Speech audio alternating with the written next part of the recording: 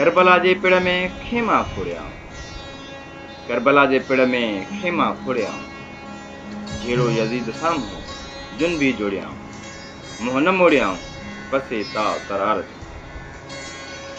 करबला जे मैदान में अची तंबू खोड़िया, यजीद जे लश्कर साम्हूं जोश में अची जंग जोटिया, तरार जो ताव ॾिसी पोइतो न हटिया, मत न हारिया।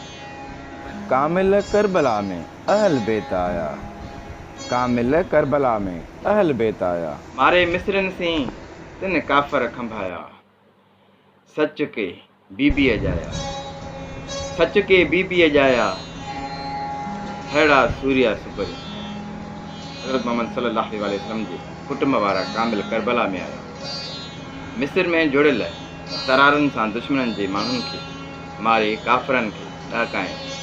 बेशक बीबी फातिमा रज़ियल्लाहु ताला अन्हा पैगंबर रसूल सल्लल्लाहु अलैहि वसल्लम जन जी न्याणी हेड़ा पहलवान जिन कामिल करबला में आया जुंग जवान, कामिल करबला में, कामिल करबला में आया जुंग जवान।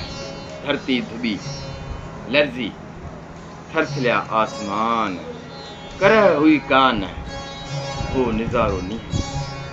ही कामिल ऐं ज़बरदस्त सूर्य करबला में आया, ज़मीन धुबी लर्जिश में आई ऐं आसमान धुबिया। ही का मामूली जंग न हुई पर इलाही मोहब्बत जो करशम, ही मोहब्बत इलाही जो करशम। दोस्त को है दादला, दोस्त को है दादला मुहब माराए, खासन खलीलन सख्तियों सहाय। अल्लाह समद बेनियाज सा करे जा चाहे, इन ही मंझ आहे का उन्हीं गाल इसरार। घणी पंहिंजा दोस्त कोहाए थो ऐं दिलबर माराए थो, पंहिंजनि ख़ासि दोस्तनि खे सख़्तियूं थो सहाए। अलाह बेपरवाह आहे, उहा थो करे जा खेसि वणे ऐं उन्हीअ में कंहिं ॻोड़े कुझ जी ॻाल्हि समायल आहे। ॾिठो काल कंहिं झुंझार को झगड़ो, ॾिठो काल कंहिं झुंझार को झगड़ो। हाथेन हॾ मुछाया, हाथेन हॾ मुछाया, रेलो रत नहीं। भाइनि सां साईं जीअं जीव चोखो थियो, अहिड़ो को आहे जंहिं पंहिंजनि अखियुनि सां ही सूरमनि जी लड़ाई ॾिठी। वेड़ में हाथनि रत जा रेला वहाए जा हॾ कपाया। सूर्य इन ही मंज़िल खे आसान करे था सम्झनि, जितां जान खे जोखो आहे। आया उजारीन तनक तरारियूं सियरा, सांगियूं सान हथ में कुल्हूं न लाहियूं, सांगियूं सान हथ में कुल्हूं न लाहियूं। उभाई आहीं मुहाए मरण ते, हथियार साफ़ कंदड़ आया आहिनि ऐं कुहाड़ियूं ऐं तरारियूं चिमकाए ओझल पिया कनि। सूर्यनि जे हथनि में नेज़ा आहिनि ऐं उन्हनि खे कुलनि तां हेठि नथा लाहिनि। ही शहादत जा शाइक़ मरण लाइ तयारु बीठा आहिनि। हणणु हकिलणु ॿेली साड़णु, मां ठाहियां ई मर्क,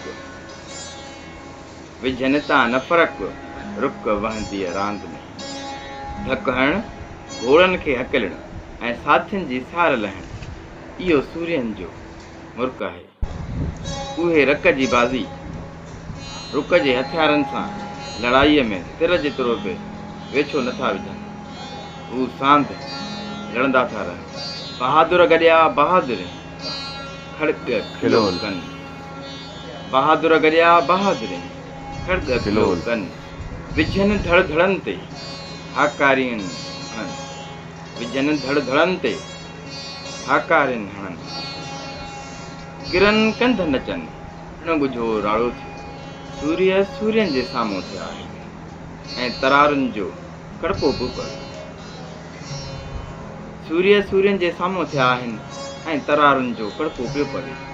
हू हकलूं करे थक पिया आहिनि ऐं धड़ धड़नि जे मथां सिथ कयो पिया लेटाइनि। बहादुर पट ते किरनि पिया ऐं पुठलनि जा कंध पिया नचनि। जंग जे मैदान में शोर ऐं हलचल मची वई ऐं रोज राड़ो पइजी वियो।